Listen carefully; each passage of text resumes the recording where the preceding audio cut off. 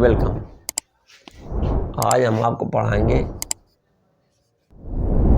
दशमलव संख्या का पूर्ण संख्या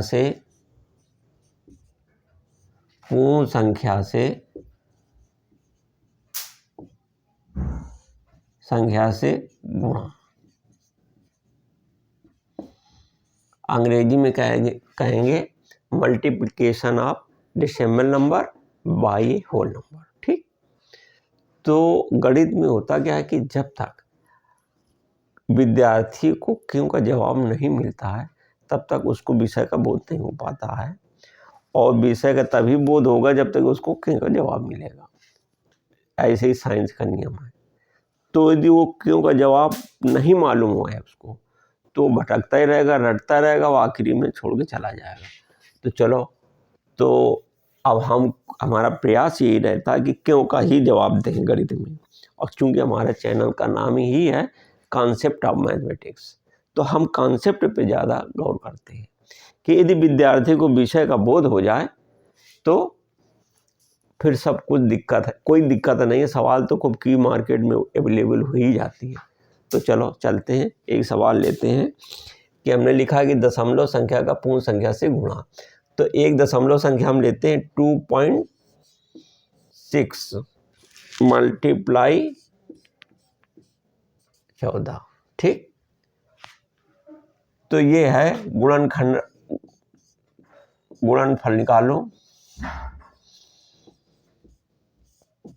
ठीक, हमने सवाल कर दिया कि गुणनफल निकालो। तो जब इसका हमें गुणनफल निकालना है तो प्रश्न है, तो वही जो हमने यहाँ लिखा है वहीं पे लिखा 2.6 मल्टीप्लाई 14। इसका मतलब देखो यहाँ पर एक अंक के बाद दशमलव लिखा हुआ है, तो दिया है 2.6 ये। ठीक, अब हम आगे क्या करेंगे, आगे 2.6 मल्टीप्लाई 14। आपको पहले ही पता है कि ये जो है जब दशमलव के एक अंक बाद होता है वो दशांश कहा जाता है। तो 6 दशांश है, तो इसको माने 6/10 इसको यदि हम कह दें तो ये हमारा काम खत्म हो जाएगा। इसमें यदि हम 10 कर दें तो हमारा ये हो गया। और इसके नीचे कुछ निशान नहीं है तो 1 का लगा दिया, इक्वल टू। अब देखिए हम एक काम और कर सकते हैं कि देखो चूंकि इसका इसमें गुणा करेंगे, इसका इसमें गुणा करेंगे, तो जरा गुणनफल भारी भरकम हो जाएगा। तो उस भारी भरकम को हल्का करने के लिए तो हम सरलीकरण का काम करते हैं। जैसे है 2 से काटिए, 2 पंचे 10। अब देखो ये हमारा कैसा आ गया, ये हमारा विषम संख्या आ गई। 2 सत्ते 14। ठीक, अब इसका गुणा करेंगे इसमें, तो 26 गुणते 7/5 इक्वल टू, यहाँ पर कितना आएगा, सछंग 42। हाथ से लगे 4, देखो यहाँ पे लिख दिया। तो सछंग 42, 7 दूनी 14, 4 18/5। ठीक, अब इसको हमने खत्म कर दिया। ठीक, चलो अब क्या करते हैं कि 182/5 है। ये जब कोई संख्या इसे दी होती है तो भाग विधि से, डिवीजन मेथड से, जब कोई भिन्नात्मक राशि दी होती है, जो हमारी ये कैसी है, भिन्न, हमारी ये भिन्न है, इम्प्रॉपर फ्रैक्शन है। तो ये इम्प्रॉपर फ्रैक्शन है, तो इस इम्प्रॉपर फ्रैक्शन को हम दशमलव संख्या में कन्वर्ट करेंगे, क्योंकि हमें सिद्ध करना दशमलव संख्या का पूर्ण संख्या से गुणा। तो हमने ये बताया कि हमारा टारगेट है कि गुणनफल के बाद दशमलव कहाँ पे लगेगा। ये हमारी भिन्नात्मक राशि तो है नहीं, ये हमारी संख्याएं हैं, पूर्ण संख्या और दशमलव संख्या। तो यही आंसर हमें देना, ये हमारी भिन्नात्मक राशि है। तो इस भिन्नात्मक राशि को हमें किसमें, दशमलव ही संख्या में कन्वर्ट करना पड़ेगा, जो इस टाइप की हमारी संख्या दी हुई है। तो चलो चलते हैं, तो 182 5 का भाग देंगे। ये हमारा क्या है, ये रफ वर्क है, या फेयर भी करे जाओ कोई बात नहीं, अब ना कर दो। ये इसे रफ दिखाने होता है, काटा नहीं जाता है। तो 5 × 15 -3 2 5 छका 30 2।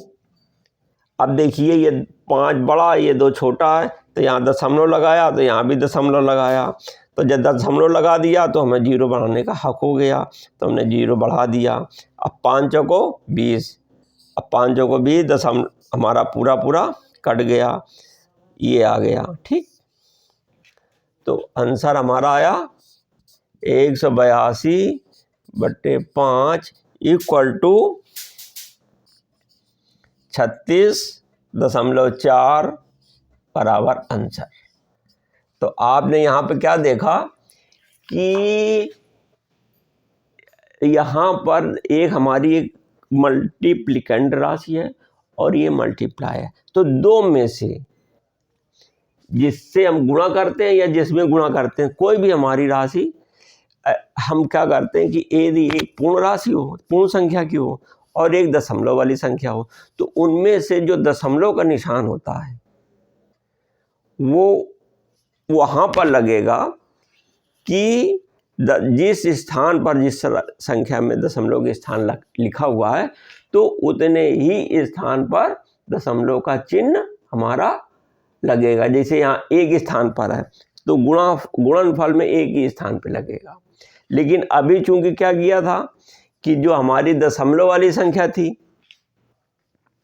एक दशमलव वाली संख्या जो हमारा एपिसोड था, तो उस एपिसोड में हमने क्या सीखा था कि जैसे 0.1 है में गुणता 0.1 करते थे,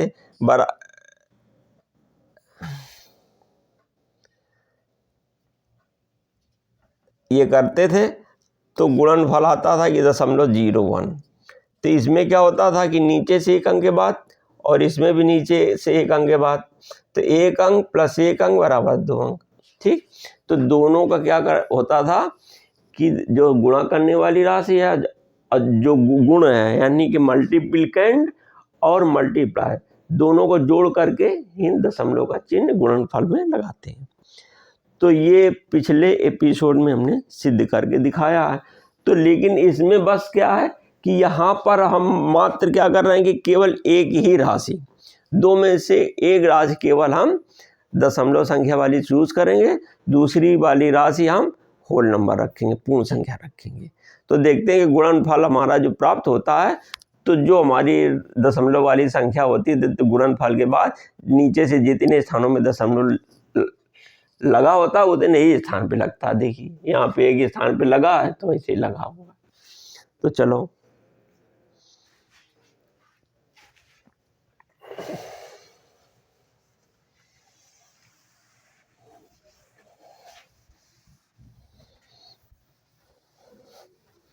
तो अब हम क्या करते हैं, एक सवाल और लेते हैं। अभी क्या किया था कि हमने नीचे से 2 अंकों के बाद दशमलव लगाया था, 1 अंक के बाद लगाया था जो दशमलव संख्या ली थी।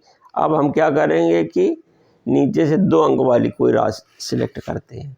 जैसे मान लीजिए हम ले लेते हैं कि 3.42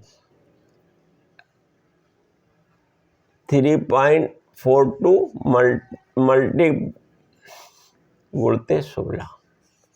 ठीक है, तो ये तो चूंकि एक हमारा साबित हो ही चुका है कि नीचे से उसमें 1 अंक के बाद है, इन दोनों में से देखो नीचे से 2 अंकों के बाद दशमलव है। तो अभी हम पहले बताएंगे नहीं ना, पहले सिद्ध तो हो। चलो चलते हैं, दिया है 3.42 गुणते 16 बराबर, आपको पता होना चाहिए, ध्यान करो पिछला एपिसोड ये जो है हमारा क्या होता था कि देखिए ये संख्या नीचे से 2 अंकों के बाद दशमलव लिखा हुआ है, तो इसके बटे यदि 100 कर देंगे तो ये इसमें जुड़ जाएगा। ये पिछले जगह आप कर चुके हैं। मल्टीप्लाई 16, अब 16 के नीचे कोई नहीं अंक संख्या है तो उसके नीचे हम 1 लिख लेंगे।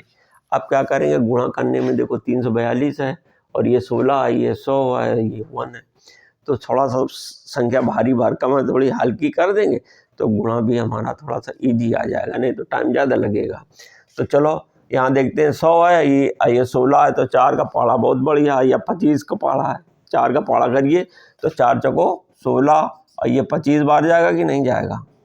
अरे भाई 4 दूनी 8, 4 दूनी 8 को घटाएंगे, अब बचेगा 2, 2 20 से हो जाएंगे तो 4 पंचे 20, ठीक। तो ये हमारा चला गया। अब थोड़ा सा हल्का हुआ है, बराबर 342 गुणते 4 बटे 25 इक्वल टू 4 दूनी 8 और 4 चौको 16, ठीक, और 4 तें 12 और एक 16 वाला हासिल 13, 1368 बटे 25। अब ये हमारी राशि है भिन्नात्मक, तो अब इस भिन्नात्मक राशि को ख़त्म करने के लिए क्या करते हैं, डिवीजन मेथड वाला है ना, तो जब कोई हमारी भिन्नात्मक राशि होती थी उसको हम दशमलव संख्या में कैसे परिणित करते थे, बाय डिवीजन मेथड, पिछले एपिसोड में। तो ये इसका इसमें देंगे भाग, तो रफ ऐसे कर लें, 4 रफ कर दो और या फेयर में ही रखे रहने दो। तो इसको है कि 5 बटे 1368। आपको ये मालूम होना चाहिए कि देखो ये 25 है, देखो ये 25 है और ये 13 है, तो ये छोटा बैठ रहा है। तो चूंकि जब ये छोटी राशि होती है तो ठीक है, एक आगे वाली और ले लेते हैं। तब ये 136 बन गई। जब ये 136 बन गई तो अब ठीक है, भारी भरकम है, आराम से को भाग देने में मजा आएगा। तो 25 पंचे 125,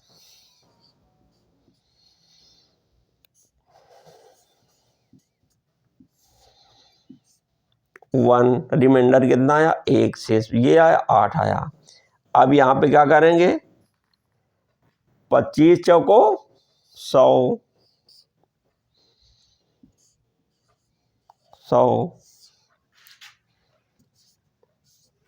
अब आया 18। यार ये 18 हमारा छोटा बैठ रहा है, इससे जब छोटा बैठ रहा है तो भाग तो जाएगा नहीं, जब भाग नहीं जाता है तो दशमलव लगाते हैं, तो दशमलव लगा दिया तो यहाँ भी लिख दिया, और जब दशमलव चिन्ह लग जाता है तो हमको 0 बढ़ाने का हक प्राप्त हो जाता है। तो हम क्या करेंगे कि 0 यहाँ पर बढ़ा देंगे, ठीक। तो ये वाला 0 यहाँ उतार लिया। अब ये क्या हो गया, अब ये क्योंकि 18 था, ये छोटा बैठ रहा था, तभी तो हमने ये सब कर्म किए थे, यहाँ दशमलव लगाया, फिर 0 लगाने का हक प्राप्त किया। तो 0 लगाने का हक प्राप्त करके तभी हमने 0 में ऐसे थोड़ी मिला, दशमलव लगा के ही 0 मिला है।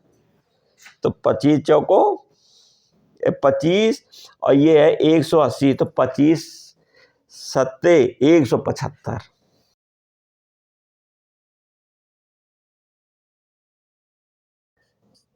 अब ये 5 बचा। अब एक बार जब हम 0 बढ़ा चुके होते हैं दशमलव लगा के, तो जितने चाहो उतने बढ़ा जाओ, जब तक कि हमारा ये न कट शेष फल शून्य ना जाए। तो एक और बढ़ा ले भाई 0, तो एक 0 यहाँ भी हमने और बढ़ा दिया, तो 25 दून 50, 25 दून 50। अब ये हमारा शेष फल 0 हो गया। अब 0 हो जाने के बाद आंसर हमारा कितना आया है, 54.72, 54.72 बराबर आंसर, ठीक। तो ये आपने ये देखा कि यहाँ पर नीचे से 2 अंकों के बाद दशमलव लिखा हुआ है, तो जब हमने गुणन किया होल नंबर से तो भी हमारा गुणनफल के बाद नीचे से ही 2 अंकों के बाद दशमलव हमको लगाना पड़ा। तो ये बात सिद्ध हो गई, ठीक। तो गणित में सिद्ध होना ही जरूरी होता है, तभी विषय का बोध होता है। बाय।